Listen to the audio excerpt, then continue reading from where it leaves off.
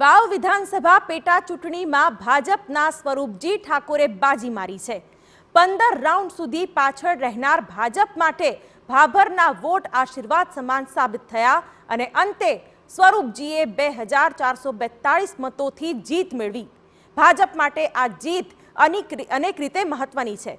એક તો ધારાસભ્યની સંખ્યામાં વધારો થયો, બીજું કે ગેનીબેન ઠાકોરના ગઢમાં ગાબડું પાડીને લોકસભા હારનો જાણે કે પાર્ટીએ બદલો લીધો।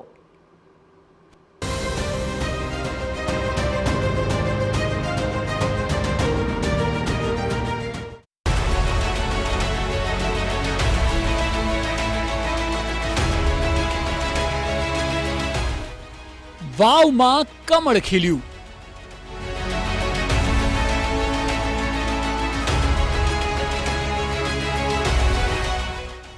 ગેનીબેનના ગઢમાં ગાબડું।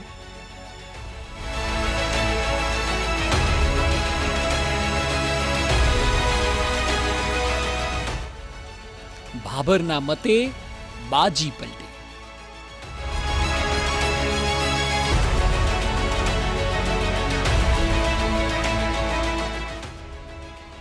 વાવ પેટા ચૂંટણીનો જંગ રસાકસી ભર્યો રહ્યો। પ્રચારથી લઈને પરિણામની છેલ્લી ઘડી સુધી જાણે કે કોઈ ફિલ્મી કહાની હોય તેટલા ઉતાર ચઢાવ અને ટ્વિસ્ટ જોવા મળ્યા।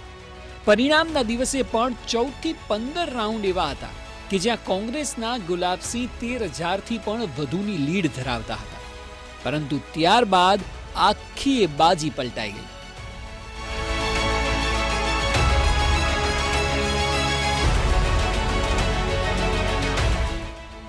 જેવા ભાભરના મત ખુલવાની શરૂઆત થઈ એવું તુરંત પાસું પલટાવવાની શરૂઆત થઈ। ધીરે ધીરે કરીને ભાજપના સ્વરૂપજી ઠાકોર આગળ વધતા રહ્યા। પહેલા લીડ કાપી અને લીડ કાપતા કાપતા 22મા રાઉન્ડમાં ભાજપે નજીવી લીડ મેળવી લીધી। જ્યારે છેલ્લો રાઉન્ડ પત્યો ત્યારે ભાજપે 2500થી પણ વધુ મતે જીત મેળવી અને અહીં ગેનીબેનના ગઢમાં ગાબડું પડી ગયું।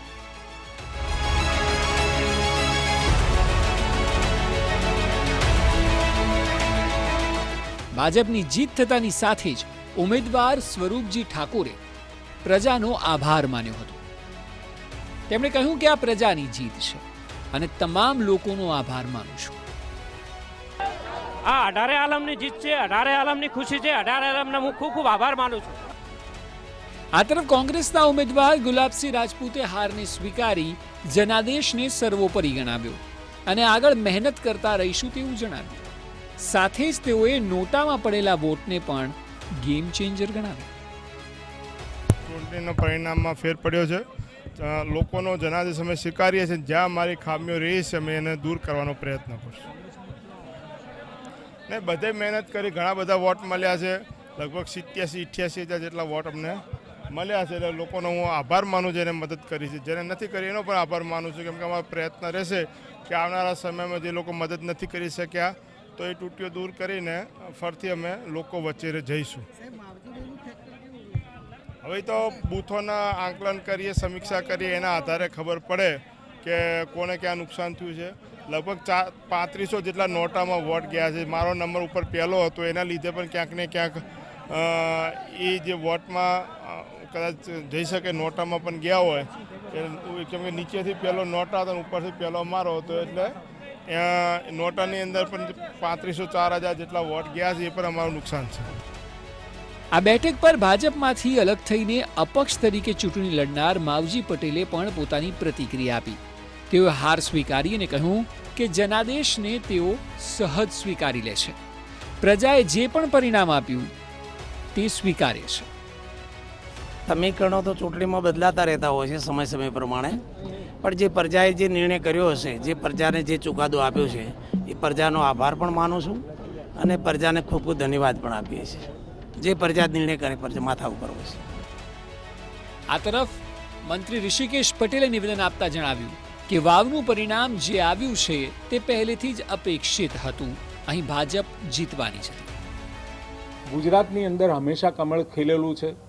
2001થી આજે 2024માં આપણે બેઠા છીએ, 27 સુધી આ સરકાર છે જ પરંતુ લોકોના દિલની અંદર લોકોની ભલાઈ માટે અને લોકો માટે જ સરકાર છે એ પ્રકારનો વિશ્વાસ ભારતીય જનતા પાર્ટીએ ઊભો કર્યો છે.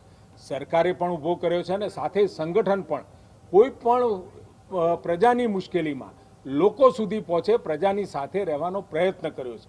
એટલે એકંદરે ગુજરાતની અંદર તો પરિણામ અપેક્ષિત જ હતું. પરિણામ બાદ અલગ અલગ નિવેદન, ઘણીવાર આરોપ પ્રત્યારોપ, આ બધું તો ચાલ્યા કરે, પરંતુ પરિણામો કઈ રીતે બદલાયા, ભાજપના કેટલાક જમા પાસા કયા રહ્યા અને કોંગ્રેસે ક્યાં ભૂલ કરી, તેની વાત કરવામાં આવે તો ભાજપનું સૌથી પહેલું જમા પાસું હતું તેમના ઉમેદવાર. ઠાકોર ઉમેદવારને ટિકિટ આપવામાં આવી, કારણ કે અહીં સૌથી વધુ મત ઠાકોર સમાજના છે. એ સિવાય સીએમ સહિત અનેક લોકોએ આ બેઠક પર પ્રચાર કર્યો, જેમાં હોમ મિનિસ્ટરનો પણ સમાવેશ થાય છે. સંગઠનની તાકાત પણ ખૂબ મજબૂત અહીં જોવા મળી. આટલા પાસા ભાજપના પક્ષમાં તો રહ્યા, તો વળી કોંગ્રેસના નબળા પાસા કયા રહ્યા એ પણ જોઈએ. તો પહેલા તો ઉમેદવારની પસંદ, કારણ કે ઠાકોર મતો ન મળ્યા. એ સિવાય ગેનીબેનનો વધુ પડતો આત્મવિશ્વાસ પણ જોવા મળ્યો, અને અહીં લોકસભાની જેમ ઇમોશનલ પ્રચાર ન ચાલે. લોકસભા જીત્યા બાદ અહીં ઉમેદવારની જાહેરાત થાય તે પહેલા ગેનીબેને કહી દીધું હતું કે ઠાકોર સમાજમાંથી ટિકિટ નહીં અપાય. હવે સૌથી વધુ મતો જે સમાજના હોય તેમને જ આપ કહી દો કે આપને તો ટિકિટ નહીં મળે, અને સામે ઉમેદવાર પાછો ઠાકોર સમાજનો હોય, તો પછી કોંગ્રેસે ત્યાંથી જ કદાચ હારવાની શરૂઆત કરી લીધી હતી તેવું ચોક્કસ કહી શકાય. જો કે હાર બાદ ગેનીબેને શું કહ્યું તે સાંભળો. વાવ વિધાનસભાના અને કોંગ્રેસના કાર્યકરોનો, મતદારોનો હૃદયપૂર્વક આભાર માનીએ છીએ કે એમણે ખૂબ વોટ જે આપવાના હતા એમણે આપ્યા છે. ક્યાંક અમારી કચાશ રહી ગઈ છે, પણ લોકશાહીની અંદર સર્વોપરી લોક ચુકાદો રહેતો હોય છે, એટલે અમે લોક ચુકાદાને માથા ઉપર ચડાવીએ છીએ. આવનાર સમયમાં ક્યાંક અમારી જે કાંઈ નાના મોટી કચાશ રહી ગઈ છે એ કચાશ દૂર કરવા માટેના પ્રયત્નો કરીશું. ભારતીય જનતા પાર્ટીના ઉમેદવાર જીત્યા એમને અભિનંદન આપીએ. વાવના જે વાયદા આપ્યા કામો માટેના એ કામો પૂરા કરે, અને સમગ્ર અમારું સંગઠનથી કરીને બધાએ જ ખૂબ મહેનત કરી છે. જે ધારણા કરતાં થોડાક જ ઓછા પહેલાંથી કરીને અમે ક્યાંક રહી ગયા છીએ, પણ એ આવનાર સમયની અંદર જે કાંઈ નાના મોટા એનું એનાલિસિસ કરીને જે એમાં ક્ષતિઓ રહી ગઈ છે એ આવનાર સમયમાં ન રહે એના માટેના અમે પ્રયત્નો કરીશું. આ જીતની સાથે ગુજરાત વિધાનસભામાં ભાજપ પ્રચંડ રીતે મજબૂત થઈ ગયું છે. હવે પાર્ટીના 162 ધારાસભ્યો થઈ ગયા છે, સામે કોંગ્રેસના 11 ધારાસભ્ય રહ્યા છે, કારણ કે વાવ હાર્યા બાદ કોંગ્રેસની વધુ એક સીટ ઓછી થઈ. અહીંથી કોંગ્રેસ માટે વધુ કપરા ચઢાણ થઈ શકે છે. કોંગ્રેસે ભાજપને ટક્કર આપવા માટે સંગઠનને વધુ મજબૂત કરીને પ્રજાના પ્રશ્નોને લઈને સતત વિચારવું પડશે. ભાજપ ગુજરાતમાં એક ધારી સફળતા મેળવી રહ્યું છે, અને તેવામાં વાવ જીત્યા બાદ રાજ્યમાં પાર્ટીનો આત્મવિશ્વાસ હવે સાતમે આસમાન છે. Bureau report, TV9.